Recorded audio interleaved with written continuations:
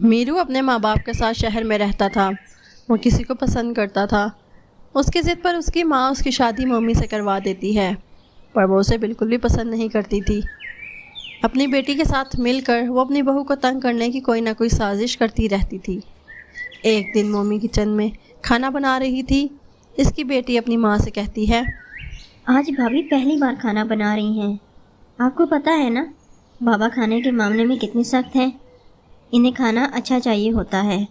اگر ذرا سا کھانے میں فرق ہوا تو وہ اس کھانے بنانے والے کو جج کرنے لگتے ہیں۔ بالکل، تبھی تو میں تمہارے بابا کے کھانے سے کوئی کمپرومائز نہیں کرتی۔ بس آج بھابھی کے کھانے میں ایسا کچھ کریں گے کہ بھابھی کا پہلا امپریشن ہی خراب ہو جائے گا۔ اس کے بعد بیٹی شکر کا پیکٹ اٹھا کر ماں کو دیتی ہے۔ یہ شکر کا پیکٹ آپ نمک کے ڈبے میں ڈال دیں۔ بھابھی جب نمک ڈالیں گی تو وہ شکر ہوگی اور وہ دال اور سبزی میں ڈال دیں گی۔ پھر یہ شکر ایسا کمال دکھائے گی کہ بابا کے سامنے بھائی اور بھابھی کی بےزتی ہو جائے گی۔ یہ کہہ کر دونوں ہنستی ہیں اور ساس جا کر نمک کے ڈبے میں چینی ڈال دیتی ہیں۔ بہو کھانا بناتے وقت اسے نمک سمجھ کر دال اور سبزی میں ڈال لیتی ہے۔ کھانا کھاتے ہی سسر بھڑک جاتے ہیں۔ بہو، یہ کیسا کھانا بنایا ہے؟ دال میں بھی چینی اور سبزی میں بھی۔ یہ کھانا بنایا ہے یا مٹھائی؟ نہیں بابا، میں نے تو چینی نہیں ڈالی۔ تو کیا میں جھوٹ بول رہا ہوں؟ خود ہی دیکھ لو چکھ کر۔ بہت بڑی غلطی ہو گئی جو میں نے اپنے بیٹے کا ساتھ دیا۔ کہاں گیا میرو جو بہت تعریفیں کرتا تھا کہ اس کی بیوی مڈل کلاس ہے؟ تو کیا ہوا، کسی سے کم تو نہیں ہے؟ میں تو کہتی ہوں ابھی اسے اس کے گھر بھیج دو، پہلے جا کر اپنے گھر سے کھانا بنانا سیکھے۔ نہیں بابا، میں گھر نہیں جاؤں گی، مجھے معاف کر دیں۔ میں ابھی اس گھر میں آئی ہوں تو نہیں پتہ چلا کہ نمک اور چینی کا ڈبہ کون سا ہے۔ ہاں، اب کہو گی کہ تمہیں دکھائی بھی نہیں دیتا۔ ارے خاموش ہو جاؤ، تمہیں تو موقع ملنا چاہیے، شروع ہو جاتی ہو۔ وہ صحیح کہہ رہی ہے، یہ غلطی ہو سکتی ہے، ہمیں اسے ایک اور موقع دینا چاہیے۔ اس بار کھانا بناتے ہوئے وہ چینی کا ڈبہ پہلے ہی ہٹا دیتی ہے کہ کوئی غلطی نہیں ہو۔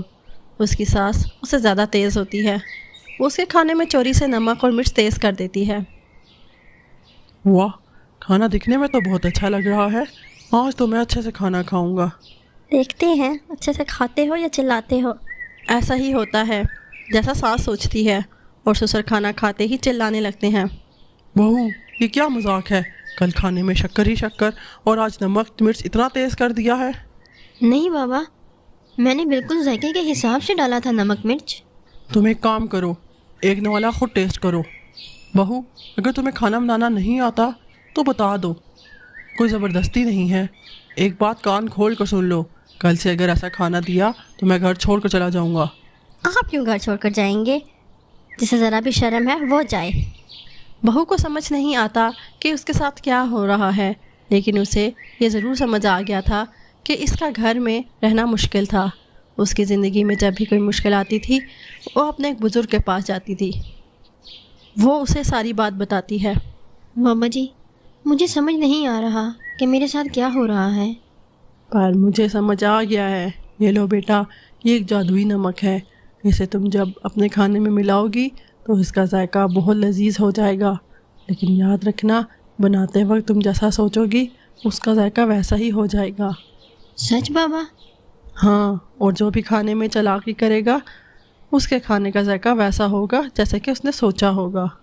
ادھر اس کے سسرال میں اس کی ساس اور نند اس بات پر خوش ہو رہے تھے کہ بہو گھر چھوڑ کر چلی گئی ہے، لیکن دوپہر تک بہو گھر واپس آ جاتی ہے۔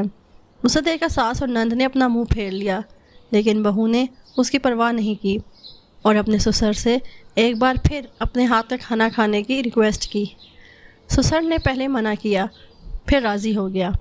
بہو شام کو کھانا بنا رہی ہوتی ہے، وہ ذرا سی دیر کے لیے کچن سے باہر جاتی ہے اور اس کی ساس کھانے میں نمک مرچ اور مسالہ کلو کے حساب سے ڈال دیتی ہے۔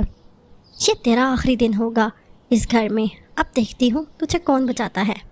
ساس کے جاتے ہی بہو آتی ہے اور اس میں بابا کا دیا ہوا نمک ڈال دیتی ہے اور کہتی ہے کھانا خوب لذیذ بن جا۔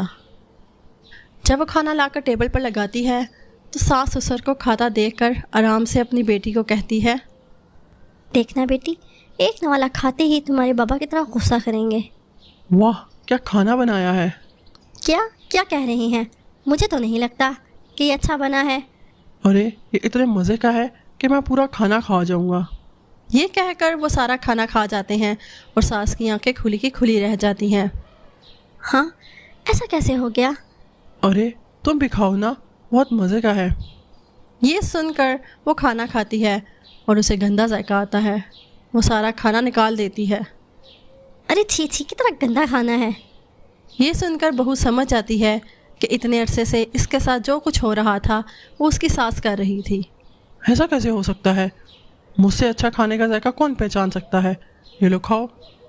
وہ اپنی تھالی میں سے نوالا دیتا ہے، جسے وہ کھاتی ہے تو اسے کھانا اچھا لگتا ہے۔ یہ تو واقعی مزے کا ہے۔ تو تمہاری پلیٹ کا مزے کا کیوں نہیں ہے؟ وہ بھی تو بہو نے ہی بنایا ہے۔ اچھا تو آپ بھی میری پلیٹ سے کھا کر دیکھو۔ سسر جب اس کی پلیٹ سے کھاتا ہے تو اسے اس کا ذائقہ لذیذ لگتا ہے۔ ارے اس کا ذائقہ بھی ویسا ہی ہے، تو اب جلدی سے کھاؤ تم اور نقص نکالنا بند کرو۔ ساس ایک اور نوالا لیتی ہے اور اسے بھی تھوک دیتی ہے۔ یہ دیکھ کر سسر کو غصہ آ جاتا ہے اور وہ غصے میں چلاتا ہے۔ یہ ایک بدتمیزی ہے، میں یہ برداشت نہیں کروں گا۔ پھر اس کی ساس رونے لگتی ہے اور سب کچھ سچ سچ بتا دیتی ہے۔ اگر کوئی تمہارے یا تمہاری بیٹی کے ساتھ ایسا کرتا تو؟ معاف کر دیں، مجھے معاف کر دیں۔ آج مجھے پتہ چل گیا کہ میں غلط تھی۔ آج کے بعد میں اسے بہو نہیں اپنی بیٹی بنا کر رکھوں گی۔ یہ سن کر سب خوش ہو جاتے ہیں۔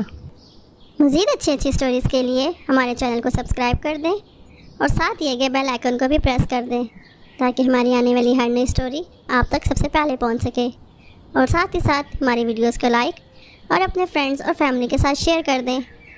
Thanks for watching.